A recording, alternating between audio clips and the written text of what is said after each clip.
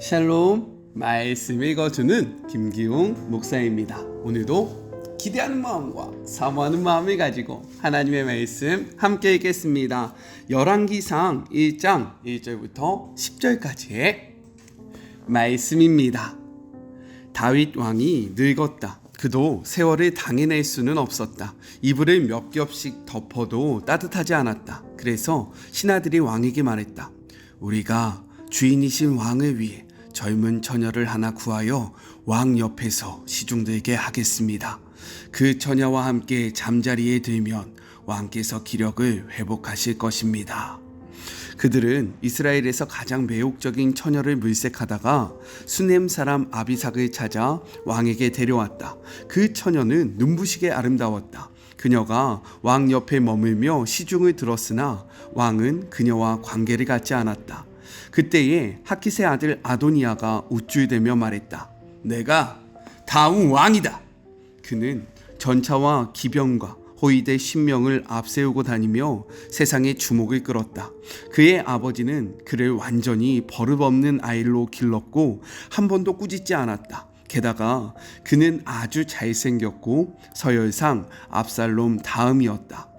아도니아가 수르야의 아들 요압과 제사장 아비아달과 모의했는데 그들이 그의 편에 서서 힘을 보탰다. 그러나 제사장 사독과 여호야다의 아들 분야야와 예언자 나단과 시므이와 레위와 다윗의 개인 경호대는 아도니아를 지지하지 않았다.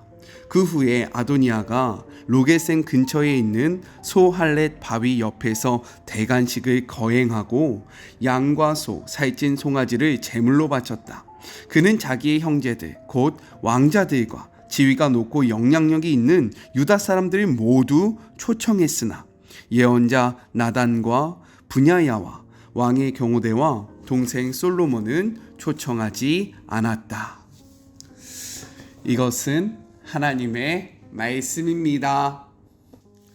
오늘은 9월의 첫날인데요. 이제 아침과 저녁에 부는 바람이 제법 시원해졌습니다. 이렇게 날이 좋을 때에 매일매일 말씀과 동행함으로 승리하는 우리 사랑하는 마리모 가족들이 되었으면 좋겠습니다.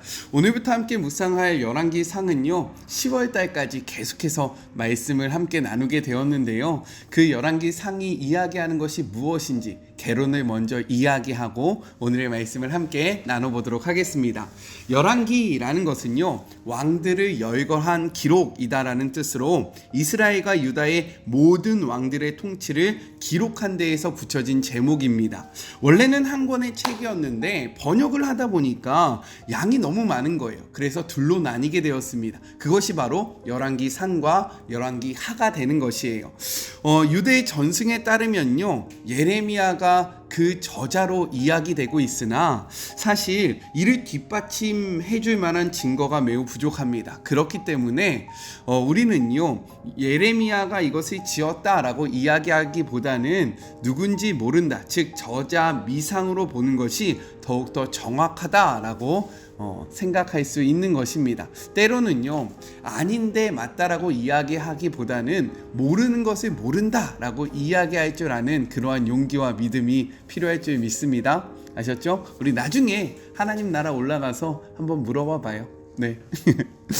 이러한 열왕기는요 다윗 왕 통치 만렵인 주전 10세기부터 여호야긴 왕이 바벨론 감옥에서 풀려나는 560년인 6세기 중반까지 4세기에 걸쳐서 이스라엘의 통일 왕국과 분열 왕국의 과정, 그리고 분열된 두 국가의 왕들의 이야기를, 이것이 중요한데, 신학적 관점에서 조명한 역사서다라고 이야기할 수 있습니다. 단순히 역사를 기록한 것이 아니라 분명한 목적, 즉 신학적 그러한 관점을 통해서 기록한 역사서가 바로 열왕기서다라고 이야기할 수 있는 거예요. 이러한 열왕기의 목적은 무엇이냐? 이스라엘과 유대 왕들의 역사를 통해서 하나님을 위해서 살아간 사람들과 그렇게 살지 않았던 인생을 대조하는 것으로, 이를 통해서 우리로 하여금 어떠한 삶을 살아야 할지를 분명하게 하는 데 그 목적이 있다라는 겁니다. 그렇기에 오늘부터 함께 묵상하는 열왕기서의 말씀을 통해서, 열왕기상의 말씀을 통해서 이스라엘의 역사를 통해서 우리의 삶의 방향성을 바르게 설정하는 우리 사랑하는 마리모 가족들이 되었으면 너무나도 좋겠습니다. 오늘은 그 첫 시간인데요. 내용상 두 부분으로 나눠서 생각해 볼 수 있어요. 먼저 첫 번째 1절부터 5절 나이가 많이 든 다윗에 대해서 이야기를 하고 있습니다. 앞선 사무엘서에서는요, 이스라엘 최후의 사사 사무엘의 탄생으로부터 시작해서 사사 시대에서 왕정 시대로 통치 체계가 이양되는 과정 가운데 등장한 초대왕 누구일까요? 바로 사울의 통치와 하나님께서 세우신 새 왕조의 첫 왕 누구겠습니까? 다윗을 통한 이스라엘의 신정 왕국 체제가 확립됨을 이야기하고 있었습니다. 그리고 이어진 열왕기서는요, 연로한 다윗 왕을 이어서 그의 아들 솔로몬이 왕위를 계승하는 과정으로 시작을 하게 되는데, 이를 어떻게 나타내냐? 바로 다윗이 늙었음을 통해서 이를 밝히고 있다라는 겁니다. 우리 1절의 말씀을 같이 한번 읽어볼까요? 다윗 왕이 나이가 많아 늙으니 이불을 덮어도 따뜻한지 아니한지라 라고 이야기합니다. 이러한 표현, 나이가 많아 늙었다라는 이러한 표현은요, 사무엘하 24장에서 백성을 위한 적절하고도 긍정적인 중보자의 역할을 했던, 즉 아라우나의 타작마당에서 단을 쌓고 백성을 위하여 기도를 올렸던 다윗이 더 이상 왕으로서의 역할을 수행할 수 없게 되었음을 암시함으로써 왕위를 물려주어야 할 시점이 가까워 왔음을 분명하게 보여주고 있는 표현입니다. 저는 이를 통해서 우리가 먼저 생각했으면 좋겠는 것이 있습니다. 그것이 무엇입니까? 늙어지고 허약해지는 것은요, 우리 모두에게 정해진 보편적인 운명이라는 거예요. 누구도 피할 수 없는 이 순간을, 그렇기 때문에 우리는 지혜롭게 준비해야 합니다. 성경은요, 이렇게 이야기합니다. 전도서 12장 1절과 2절의 말씀 같이 한번 읽어보겠습니다. 너는 청년의 때에 너의 창조주를 기억하라. 곧 공고한 날이 이르기 전에, 너는 아무 낙이 없다고 할 해들이 가깝기 전에, 해와 빛과 달과 별들이 어둡기 전에, 비 뒤에 구름이 다시 일어나기 전에 그리하라 라고 이야기합니다. 우리가 청년의 때에, 우리가 아직 힘이 있을 때에, 우리가 아직 근력이 있을 때에, 우리가 아직 무엇인가를 할 수 있을 때에 무엇을 기억해야 합니까?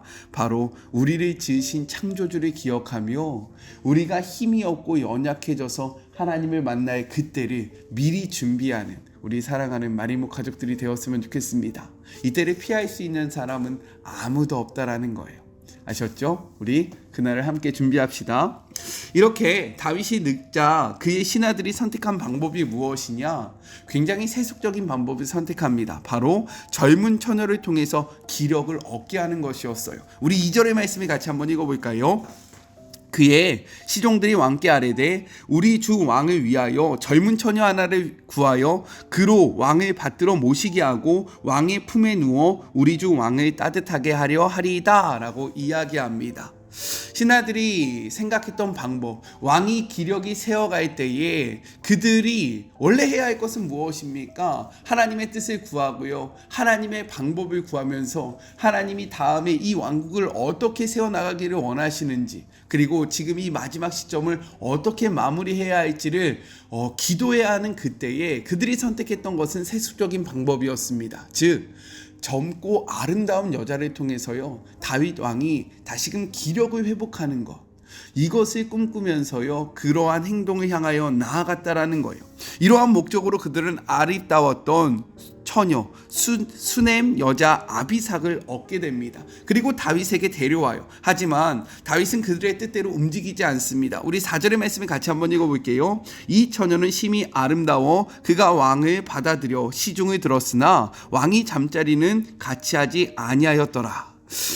신하들은요, 젊은 처녀를 통해서 두 가지를 하고자 했어요. 먼저는 왕의 건강을 보필하는 것입니다. 왕의 수발을 드는 거죠. 왕을 돌보는 일입니다. 여기서 더 나아가서 무엇을 하기를 원했습니까? 왕과 함께 잠자리, 즉 성관계를 통해서 왕의 기력을 회복하는 것을 꿈꿨다라는 거예요. 하지만 다윗은요, 그대로 행하지 않습니다. 다윗이 아비삭과 잠자리 즉 성관계를 하지 않았던 까닭은 두 가지로 생각해 볼 수 있는데, 먼저는 무엇이냐, 다윗의 기력이 너무 노쇠하여 성관계를 가질 수 없는 상황까지 왔다라는 거예요. 이것은 지금 이 문맥상 무엇을 나타내고 있습니까? 다윗이 늙었다, 그가 힘을 잃었다 라는 문맥 속에서 합당한 해석이다 라고 생각되어질 수 있습니다. 하지만 이보다 더욱더 좋은 해석은 무엇이냐, 다윗이 스스로의 경건을 유지하기 위해서 아비삭과 동침하지 않았다고 보는 관점입니다. 이는요, 과거 우리아의 아내를 범하고 난 후에 다윗이 철저하게 회개했기 때문에 가능한 삶의 모습이다 라고 생각해 볼 수 있어요. 그리고 이를 증명하는 것은 무엇이냐, 이후에 우리가 다음 단락에서 아도니아의 그러한 반란을 볼 거거든요. 왕이 찬탈 그러한 시도 가운데서 다윗이 신속하고 결단력 있는 행동을 하는 것을 바라볼 때에 그는 힘이 없기 때문에 이 아비삭과 성관계를 맺지 않은 것이 아니라 마지막 때에 하나님 앞에서 자신의 경건함을 유지하기 위한 모습으로 바라볼 수 있는 매우 중요한 근거가 된다라고 생각할 수 있는 겁니다. 저는요, 우리가 다윗과 같이 늙어가기를 소망합니다. 즉 주님을 만나기 가까워질 때에 욕망과 정욕에 사로잡혀 살아가는 것이 아니라 그날이 가까울수록 하나님을 더욱더 만나기에 부족함이 없는 모습을 취하기 위해 끝까지 노력하는, 하나님 앞에 바르게 서기 위해 마지막 때까지 결단하고 나아가는 다윗과 같은 모습이 저와 여러분에게 있기를 간절히 축복하고 소망합니다. 아셨죠? 둘째, 5절부터 10절 스스로 높인 아도니아에 대해서 이야기를 하고 있습니다. 우리 5절의 말씀을 같이 한번 읽어볼까요? 그때에 핫깃의 아들 아도니아가 스스로 높여서 이르기를 내가 왕이 되리라 하고 자기를 위하여 병거와 기병과 호위병 50명을 준비했다라고 이야기합니다. 아도니아라의 뜻은 무엇이냐면 주라는 아도나이와 여호와라의 축약형 야가 합쳐진 말로서 여호와는 나의 주님이십니다 라는 신앙적 고백의 의미가 담겨있는 이름이었다라는 거예요. 하지만 아도니아는요, 그의 이름과 달리 신앙적인 삶을 살지 못했습니다. 그는 다윗의 넷째 아들이었는데요, 그의 첫째 아들 암논은 이복 동생 다말의 강간한 까닭에 압살롬에 의해서 죽음을 당하게 됩니다. 그리고 셋째 압살롬은요, 다윗에게 반역을 일으켜서 요압에게 죽임을 당하게 돼요. 또한 둘째 길르압은요, 이름 외에 특별한 행적이 기록되지 않는 것으로 보라서 성경학자들은 무엇이라고 이야기하냐면 이가 일찍이 죽었거나 아니면 별다른 영향력을 행사하지 못했던 것으로 생각합니다. 그렇기 때문에 다윗의 넷째 아들 아도니아는요, 세속적인 관점으로 바라볼 때 그 누구보다도 왕위 계승자가 될 가능성이 큰 자였다라는 거예요. 여기서 더 나아가 그는요, 외형적으로 부족함이 없는 모습을 소유했습니다. 우리 6절의 말씀도 같이 한번 읽어볼까요? 그는 압살롬 다음에 태어난 자요, 용모가 심히 준수한 자라. 그의 아버지가 내게 어찌하여 그리하였느냐고 하는 말로 한 번도 그를 섭섭하게 한 일이 없었더라 라고 이야기합니다. 하지만 성경은요, 그 어디에서도 아도니아의 탁월한 외적인 아름다움을 언급할 뿐 그의 내면적인 특징에 대해서는 이야기하고 있지 않다라는 거예요. 이는 그가 내적인 조건으로 볼 때에는 왕이 될 자격이 없었음을 의미하고 있는 것입니다. 신정왕국, 즉 하나님께서 주인 되시고 하나님께서 통치하시는 왕국을 지도할 지도자에게 있어서 가장 중요한 덕목은 무엇이었냐면 그의 중심이 어떠한가, 하나님께서 그와 더불어 함께 하시는가, 하나님이 그를 어떻게 생각하시는가에 있었습니다. 성경을 같이 한번 찾아볼까요? 사무엘상 16장 7절의 말씀입니다. 여호와께서 사무엘에게 이르시되 그의 용모와 키를 보지 말라. 내가 이미 그를 버려놓으라. 내가 보는 것은 사람과 같지 아니하니 사람은 외모를 보거니와 나 여호와는 중심을 보느니라 하시더라 라고 이야기합니다. 하지만 아도니아는 무엇을 선택합니까? 그의 내면을 하나님 보시기에 아름다운 자로 준비시켰던 것이 아니라 스스로를 높였다라고 성경은 이야기하고 있어요. 높이다, 스스로를 높이다, 이것은 들어 올리다 라는 의미로서 스스로 지나치게 높이는 교만과 오만을 나타내는 표현입니다. 즉 아도니아는요, 남보다 뛰어난 외모와 왕이 될 만한 그러한 환경 속에서, 그리고 그 상황 속에서 스스로를 높이며 교만과 오만에 사로잡혀 있었다라고 이야기하고 있는 거예요.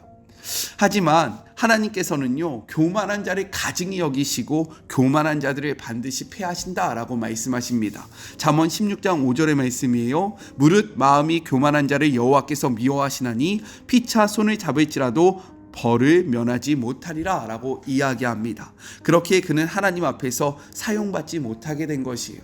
그가 모든 상황을 준비했을지라도, 그가 모든 사람과 협력했을지라도 그가 하나님의 마음에 합하지 아니하였기 때문에 그는 친정 왕국의 통치자가 될 수 없었다라고 성경은 이야기하고 있는 것입니다. 이 말씀 앞에 우리가 하나님 앞에서 스스로를 높이는 것이 아니라 하나님 보시기에 아름다운 내면을 소유하기 위해서 노력하는, 준비하는 저와 여러분이 되기를 간절히 소망합니다. 마지막 한 가지만 더 이야기하자면, 오늘 본문은 아도니아와 함께한 자들과 함께하지 않는 자들을 기록하고 있다는 거예요.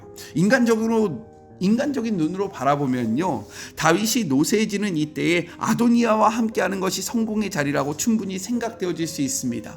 그가 스스로 왕이 되었다라고 외치면서 사람들을 초청했을 때 함께하던 자들이 있었다라는 거예요. 많은 사람들은 그 자리에 함께하고 싶어 했고요, 그 자리에 있는 것이 자신의 인생이 성공으로서 보장받는 길이다 라고 생각했을 것입니다. 하지만 이 모든 상황 속에서 그것을 알매도 불구하고 그들과 함께하지 아니한 자들이 있었다라는 거예요. 왜입니까? 그들은요, 세상의 권력이 아닌 하나님의 뜻을 바라봤기 때문인 거예요. 그 자리에서 함께하는 것보다 하나님의 마음이 있는 자와 함께하는 것을 선택했다라는 겁니다. 우리는 어떠합니까? 화려한 자리, 정말로 세상에서 높아 보이는 자리에 있기를 소망하고 있지는 않습니까? 우리가 진정으로 있어야 하는 자리는요, 세상적으로 그러한 권력과 세상적으로 높아짐에 있는 자리가 아니라 하나님의 뜻이 있는 자리다 라는 것을 기억하심으로, 이 자리에 초청받지 못할 때 낙심하고 낭망하는 것이 아니라 하나님이 원하시는 자리에 서기 위하여 노력하는 우리 모두가 되기를 간절히 소망합니다. 우리 같이 기도할까요? 하나님 감사합니다. 9월이 시작되었습니다.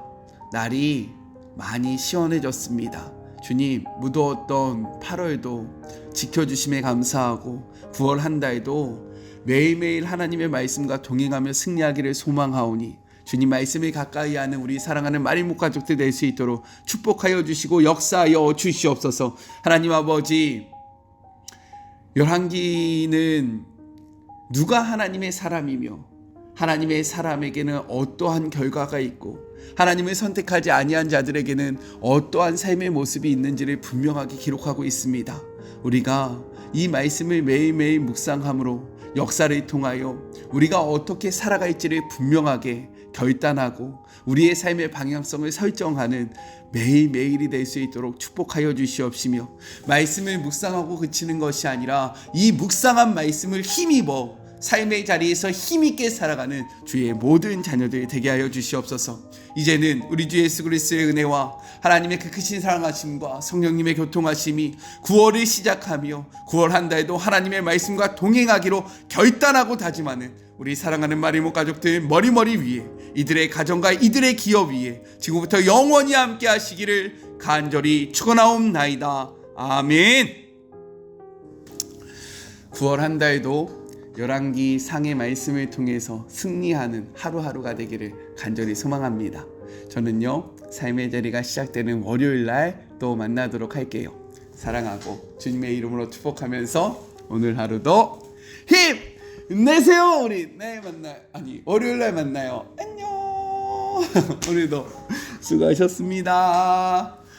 그리고 여기 보면 아름다운 꽃들과 나무들이 있지 않습니까? 돌아오는 주일에 저희 교회에 임직식이 있습니다. 명예 장로님으로 추대되는 장로님이 계시고요, 또 권사로 임직을 받는 세 분의 피택 권사님이 계신데, 하나님이 기뻐하시고 성령님이 임재하시는 임직 예식이 될 수 있도록 함께 기도해 주시면 너무나도 감사하겠습니다. 우리요, 월요일날 만나요. 안녕.